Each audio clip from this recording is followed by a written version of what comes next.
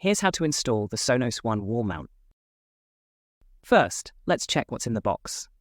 2 raw plugs, 2 wall screws, 2 screw caps, and 1 wall mount. Here are the tools needed for this job. Now, let me explain how to mark and drill on different wall types. Start by using the spirit level to check the wall mount's alignment. Then, mark the screw holes as preparations for drilling.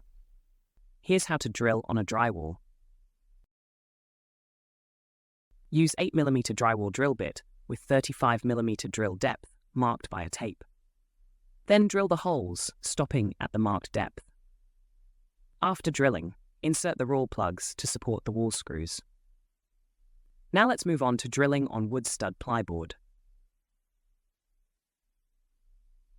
Use 4mm wood drill bit with 45mm drill depth marked by a tape.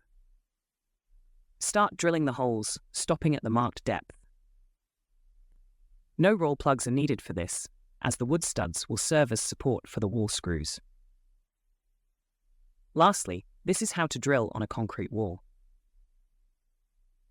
For this one, we'll use an 8mm masonry drill bit with 35mm drill depth.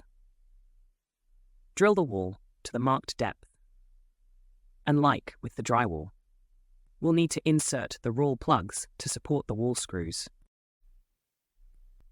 Now let's proceed with installing the wall mount and speaker. First, wedge the power cable into our new and improved power lock, which secures the speakers more tightly and securely than previous designs. Next, screw the wall mount in place using the provided wall screws. Then, cover the screws with the provided screw caps. Lastly, connect the speaker firmly to the power lock and power cable. And you're done.